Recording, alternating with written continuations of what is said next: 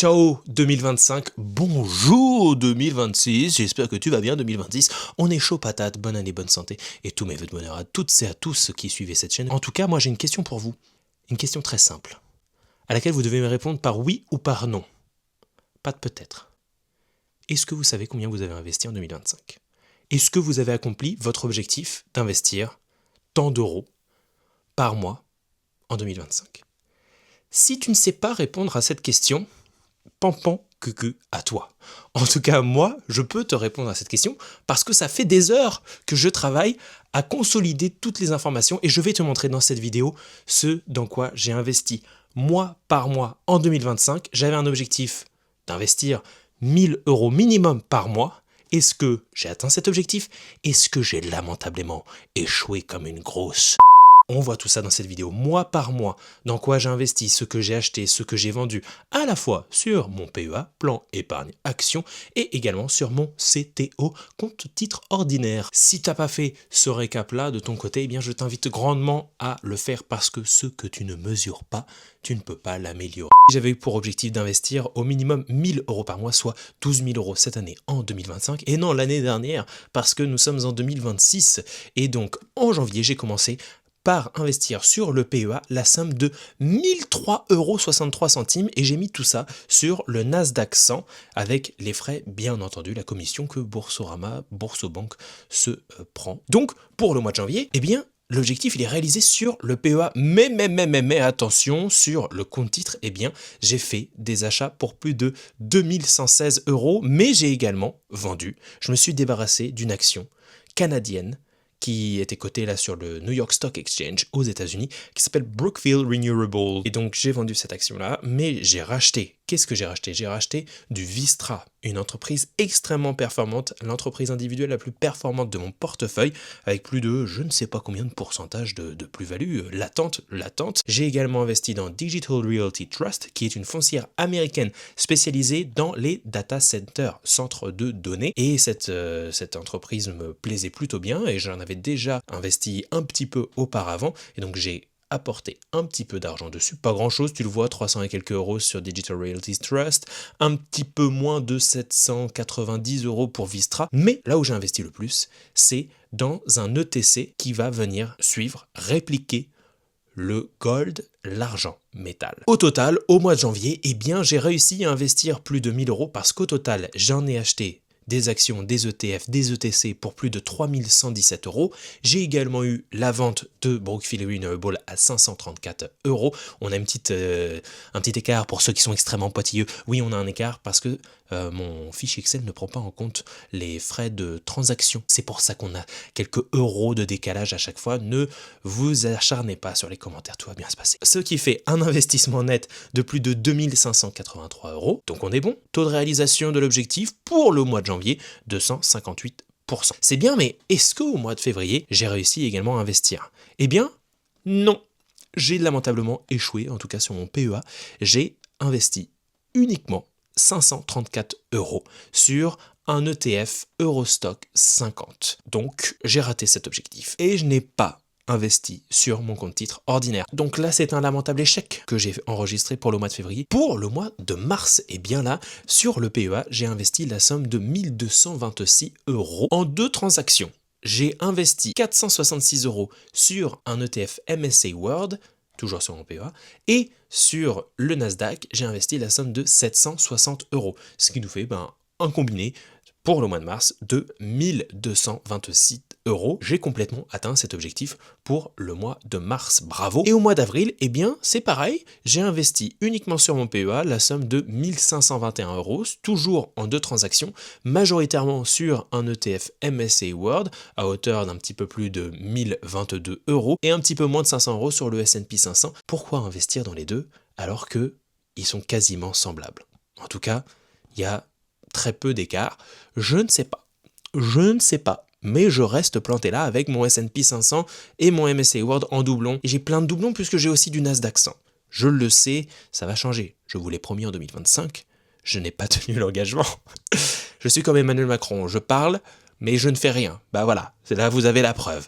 Mais cette année, je vais rééquilibrer mon portefeuille, je vais changer la pondération, je vais me séparer de certains ETF qui sont en doublon, je vais devoir faire des choix. Et faire des choix, c'est difficile, mesdames et messieurs, alors soyez indulgents. Voilà.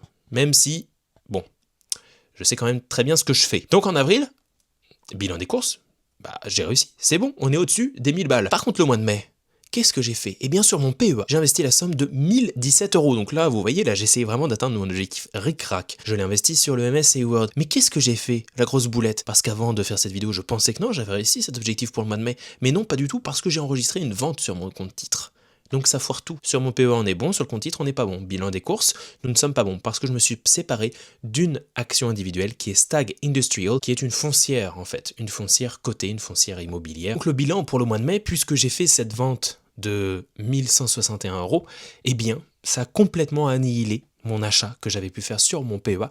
Et donc, je me retrouve avec moins 143 euros investis au lieu de 1000. Mais pour le mois de juin, tout va mieux. Sur mon PEA, j'ai investi 2386 euros et 97 centimes en 2 transactions, majoritairement, et à 100% en fait, sur le Nasdaq, mais en 2 fois. Et à côté de ça, sur mon compte titre ordinaire, eh bien, j'ai investi la somme de 601 euros et 20 centimes sur un ETC, mais cette fois-ci non pas or, mais l'argent métal. Pour le mois de juillet, catastrophe. Juillet, vacances. Qui dit vacances dit argent qui sort. Qui dit argent qui sort dit non-investissement. En tout cas, sur le PEA, j'ai investi la somme de rien du tout. 0 euros. Mesdames et messieurs, j'ai seulement reçu des coupons alias dividendes, de la part de 2 entreprises, Pernod Ricard, merci les buveurs d'alcool, pour 7 euros, et puis Total Energies, merci les personnes qui détruisent la planète, vous n'êtes pas bien du tout.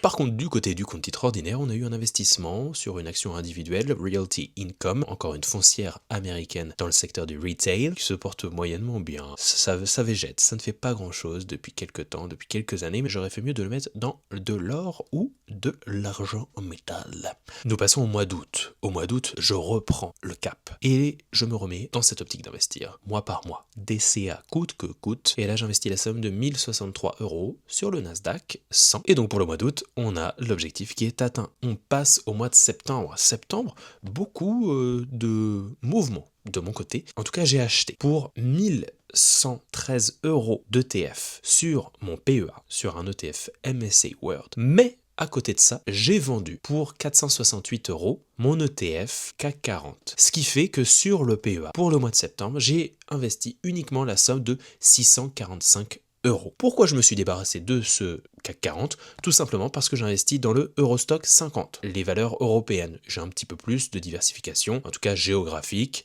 sur d'autres pays, et je trouvais que ça faisait potentiellement un doublon, et que le CAC 40 n'était pas forcément dans sa superbe, drivé par un contexte politique et économique, comme vous pouvez le savoir, de la France un peu compliqué, et c'est pour ça que j'ai décidé de me délester de ça, et de conserver mon Eurostock 50. Voilà. Et par contre, j'ai également investi sur mon compte titre ordinaire. Et là, c'est pareil, il y a eu des mouvements. J'ai investi la somme de 1184 euros en achetant de l'ETC or. Mais par contre, à côté de ça, j'ai fait une petite boulette en vendant mon ETF sur le Japon, correspondant à la somme de 867 euros. Donc je m'en suis séparé parce que tout simplement, sur le MSCI World, on est majoritairement investi sur les États-Unis, 72%, mais par contre, on a également une poche japonaise à 5,47%. C'est d'ailleurs le deuxième pays le plus représenté dans cet indice MSCI World. Donc quel est l'intérêt de ravoir en plus de ça un ETF Japon? Pour surpondérer un peu le Japon? Oui, peut-être, mais in fine, dans une logique de simplification des activités, de ma gestion de portefeuille, eh bien j'ai décidé de me séparer de cet ETF. Donc le bilan du mois de septembre, eh bien il est en demi-teinte, parce que j'ai réalisé plus de 2300 euros d'achat, mais en même temps, j'ai vendu pour plus de 1328 euros. Et donc les 28 euros ont leur importance parce que c'est ce qui fait que je suis passé à 27,77 euros d'atteindre mon objectif d'investir plus de 1000 euros par mois au mois de septembre. Mais j'ai échoué lamentablement. Mais comme toujours, lorsqu'un mois est un échec, on essaye de faire mieux le mois prochain. Et le mois prochain, on passe au mois d'octobre. Là, j'ai investi la somme de 1078 euros et le tout sur un ETF MSCI World. Là, c'était sur le PEA. Et à côté de ça, sur mon compte titre ordinaire, j'avais encore un petit peu d'espèces disponibles. Et qu'est-ce que j'ai fait? Eh bien, j'ai abondé ma participation sur l'ETC argent métal pour la somme de 320 euros et 81 centimes, ce qui fait que pour le mois d'octobre, congratulations, j'ai atteint mon objectif. Je l'ai même pulvérisé puisque j'ai investi 401,72 euros de plus. Mois d'octobre, réalisé. Et en plus, c'était mon anniversaire. D'ailleurs, pour cette année 2026, le 20 octobre, n'hésitez pas à m'envoyer des cadeaux pour mon anniversaire. Ça sera mes 32 ans. Fuck. Mon Dieu, le temps passe vite. Sortez des écrans, arrêtez de regarder cette vidéo YouTube et allez vous balader dans la nature. 32 ans. J'en ai 22 dans ma tête. Et 92 mentalement. Une vieille âme dans un jeune corps. Bon, maintenant on va passer au mois de novembre, j'arrête mes digressions. Le mois de novembre, exceptionnel. Exceptionnel. Là, je ne sais pas ce qui se passe, je suis lancé, dans ma lancée, de faire un DCA, d'investir. J'ai tendance à... Vous savez ce que ça fait d'être enfermé 23 heures sur 24. Ouh, ça va pas du tout pour cette nouvelle année. On se lâche beaucoup trop, je trouve. Pour le mois de novembre, j'ai investi la somme de 2386 € en 2 transactions. J'ai investi majoritairement, et j'en ai fait une vidéo qui s'affichera là ou là, sur le MSA Emerging Markets, les pays émergents. Si tu veux savoir pourquoi j'ai investi dedans, dans cette ETF, eh bien j'ai fait une vidéo dédiée à ce sujet. Et donc je t'invite à aller la voir. J'ai investi la somme de 1288 € dessus, et puis... En plus, cette fois-ci, achat opportuniste sur le Nasdaq 100. Le Nasdaq 100 perdait 4-5% en quelques jours. Et donc, j'ai racheté pour 931 € de Nasdaq 100. Et j'en suis extrêmement satisfait d'avoir fait ce choix-là. Donc, j'ai bien investi pour le mois de novembre. Objectif atteint. Pour le mois de décembre, cette année, j'ai fait pas mal d'arbitrage. Donc on a beaucoup d'achats, on a beaucoup de ventes. Est-ce que j'ai acheté plus que ce que j'ai vendu? Bien la réponse dans quelques minutes. En tout cas, sur mon PEA, j'ai investi la somme de 3174 €, majoritairement dans 2 ETF, dans l'ETF MSA World à hauteur de 1800 €, et puis un petit peu également dans les 50 plus grosses entreprises de notre zone euro à hauteur de 1366 €. Donc ça fait pas mal. Sauf qu'à côté de ça, eh bien, j'ai fait des ventes. Et je vous en ai aussi parlé dans la vidéo, je crois que c'était la dernière vidéo d'ailleurs, où je faisais mon bilan du mois de décembre. Vous avez bien aimé cette vidéo, et donc là, j'ai fait des ventes sur mon PEA à hauteur de 2299,54 €. Je suis débarrassé de 4 actions et un ETF. Un ETF en doublon, 4 actions individuelles qui plombaient mon portefeuille et qui n'étaient plus du tout en accord avec ma stratégie passive majoritairement sur le PEA via des ETF et des ETC pour l'or et l'argent métal. Donc voilà ce qui s'est passé, ce qui veut dire que sur mon PEA, pour le mois de décembre, on est à 874 € d'investis. On n'est pas dans les clous, mais est-ce que sur le compte titre ordinaire, il y a eu des achats pour contrebalancer ça? Eh ben non. Non, je n'ai pas réinvesti, tout simplement parce que j'ai fait des ventes sur mon compte titre ordinaire également. J'ai vendu des foncières américaines qui me plombaient, qui étaient en mauvaise posture. Elles vont probablement reprendre un peu de leur superbe, mais ça ne suffit pas, parce que j'étais tellement dans le moins-value qu'il faudrait un miracle pour que elle se redresse. Et donc je pense que le reste de cet argent, issu de ces ventes, va être mieux investi ailleurs, dans un ETF, MSA World, Nasdaq ou autre. Et donc sur mon compte titre ordinaire, j'ai vendu pour la somme de 1990 €. Et je ne l'ai pas réinvesti parce que j'ai un petit peu peur de le réinvestir sur mon compte titre ordinaire. Dans quoi je le réinvestis? Et c'est ça le problème, c'est que l'or a énormément monté, et quand on regarde l'allocation de mon portefeuille, j'ai pas forcément besoin d'investir dedans. L'argent, c'est encore mieux en termes de performance. Il a vraiment explosé, notamment sur le dernier mois, le mois de novembre-décembre. Investir au plus haut, sachant que mon allocation d'actifs montre qu'il faudrait que j'investisse plutôt dans du MSA World ou autre, me fait un peu faire du surplace sur mon compte titre ordinaire. Et donc c'est pour ça qu'en fait je voudrais rebalancer la partie espèces disponibles que j'ai sur mon compte titre ordinaire sur mon PEA. Je réfléchis à tout ça, je vais voir ça en début d'année. Ce qui fait un bilan total pour le mois de décembre plutôt catastrophique, puisque je n'atteins pas du tout mon objectif d'investir 1000 €, puisque j'ai investi 3174 €, mais j'ai vendu pour beaucoup plus, pour 4288 €, ce qui fait un montant net investi de moins 1114 €. Donc je suis complètement à la bourre avec un écart de moins de 2114 €. C'est pas bon pour le mois de décembre. Et ça va peu me faire peser lourd dans la balance de mon objectif final. Alors, du coup, suspense, ai-je réussi surtout quand tu vois le mois de décembre qui se termine en eau de boudin. Je ne vais pas faire durer le suspense plus longtemps, le bilan global, le voilà. On peut voir que pour le mois de janvier, j'ai réussi mon objectif, pour le mois de février, je ne l'ai pas réussi, seulement 53% de l'objectif a été atteint.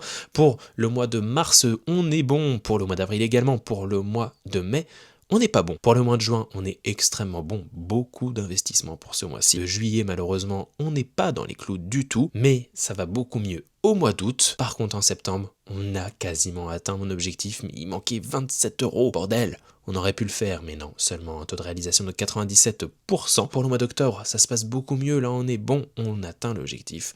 Pour le mois de novembre, on l'atteint également haut la main, avec plus de 1200 € d'investis en plus de l'objectif. Rendez-vous compte, mesdames et messieurs.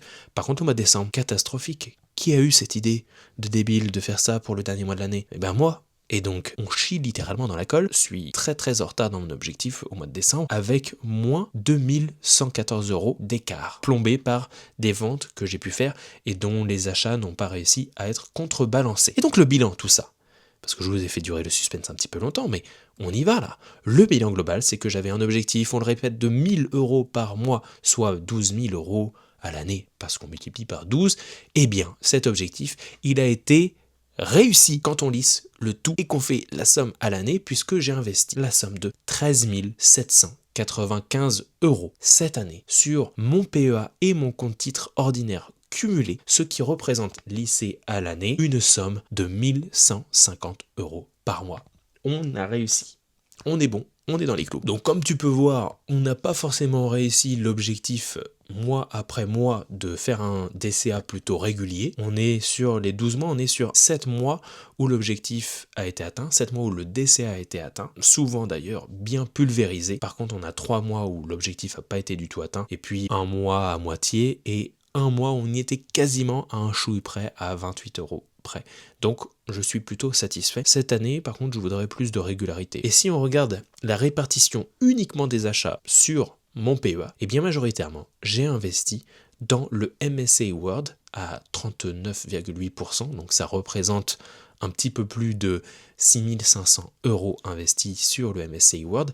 Après, le deuxième ETF dans lequel j'ai le plus investi, c'est dans un ETF Nasdaq 100 à plus de 6145 €. Donc là, ça représente 37,6%. Loin derrière, on a un ETF Eurostock 50. Et puis après, on a un peu de MSCI Emerging Markets, notamment dans mon investissement que j'ai décidé de faire au mois de novembre pour pouvoir me construire un portefeuille équilibré avec une allocation cible dont je suis en train de peaufiner l'allocation. Et enfin, on a 3,1%, ce qui équivaut à un peu moins de 500 € sur du S&P 500. Vous sentez le changement venir? Est-ce que je me débarrasse du S&P 500, je garde un ETF MSCI World couplé avec du Nasdaq pour driver un peu plus de performance, et après je fais ma petite popote Europe, Emerging Markets et basta? C'est un peu implicitement ce que l'on peut voir à travers mes achats sur mon portefeuille, en tout cas sur mon PEA pour cette année 2025. Quoi qu'il en soit, on est sur un objectif réussi.